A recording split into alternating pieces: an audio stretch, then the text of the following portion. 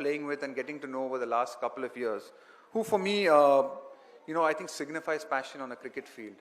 And no, I mean, a lot of times people come here and expect me to talk about, Tendulkar and Lakshman and Ganguly and Kumble's, and they're all great cricketers, and I've played with a lot of them, and they all, had some amazing qualities. But the story that I like to tell is about Pravin Tambe. I'm sure a lot of you have heard of him over the last couple of years at the IPL. And Pravin, was a budding sort of leg spinner as a 20-year-old. And he played 20 years of cricket in the Maidans in Mumbai, never getting an opportunity to actually represent Mumbai at any level, no first-class level, no junior level, nothing. Pravin Tambe didn't get a single opportunity to play any game. But he kept bowling, he kept playing in every single game, and that's really, really hard. Believe me, when you have to go and play in some of the grounds in the Maidans and do it constantly, day in, day out, year after year, year after year, it gets extremely hard. It gets really difficult, and you need to have a different kind of drive to be able to do that. But Pravin did that. And a couple of years ago, we were looking for a leg spinner. We were looking for a leg spinner to play in the Rajasthan Royals team. And Pravin came to our nets. Pravin came to our nets. And, I heard one of the younger guys actually say, who's this uncle who's come to our nets? And Pravin was 41 years old at that stage. He was 41 years old. And we decided to pick Pravin Tambe in our squad. I got a call the next day from our CEO saying, what are you doing? You've picked a 41-year-old guy. Are you crazy? I mean, we're the Rajasthan Royals. We're supposed to promote young players. And I said, no, I mean, there's something in this guy that me and the other coaches had seen, that we believed in. And for the whole IPL, for the next year and a bit, actually Pravin didn't get an opportunity to play in the team. Now, what was really fascinating for me was Pravin's attitude in that year and a half that he actually sat out and didn't get an opportunity to play in the 11. He spent all his time speaking to other players in the team. He would always go up to someone like a Brad Hodge or a Shane Watson or come up to someone like me and talk about his bowling. He spent hours and hours practicing. He would be the first to take the cricket ball at 41, the last to leave it. He would be at every single practice session, whether it was optional or not. He was there every single day. He was there at every single gym training session.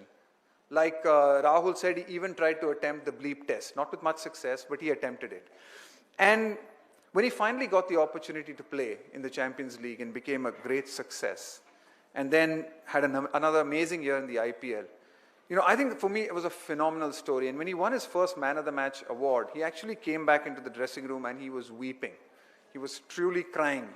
And for me, that is passion. I mean, you hear about great stories and great people, but to play 20 years without no recognition, to just keep playing in gully cricket, in Maidan cricket, we still have the desire and the hunger to keep doing it again and again. To have the attitude to come into an environment that gives you the opportunity to learn and grow and improve, and to grab it with both hands as a 41-year-old was, I think, a great lesson of passion to so many of the young players who are 18, 19, 20, 21 in our team, looking out to make a career.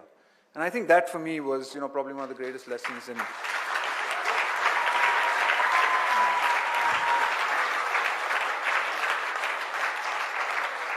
And I think that's, it's such a recurrent theme in what we've seen Rahul say, I've seen Rahul do in Ruhana and what she does, in the performances that we've seen, that, I think if you have a passion for something and if you do something that you truly love and enjoy, and I've been lucky in the sense that I was able to make what was a real passion for me, my career. It became my profession for so many years. And I think that is really important. If you can find out what your passion is and pursue it. I know that's not always easy, and it sometimes takes a lot of courage to be able to do that, because there are always easier options at times.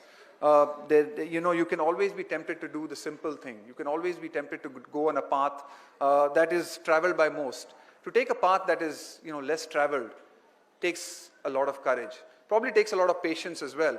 As we've seen in someone like Pravin Tambe, it took him, his success wasn't overnight. A lot of people said, oh, that's overnight success. That's 25 years of success. Taken 25 years to work hard, starting as a 15-year-old to actually, become a success. So it's going to take a lot of time. It's probably going to take a lot of patience, a lot of sacrifice as well. a sacrifice of time, of spending so much time doing what you're doing. A sacrifice sometimes of making a sacrifice of a financial sacrifice. A lot of times when you pursue your passion, it might not necessarily be a passion that gives you the financial security that you hope for and you probably crave for.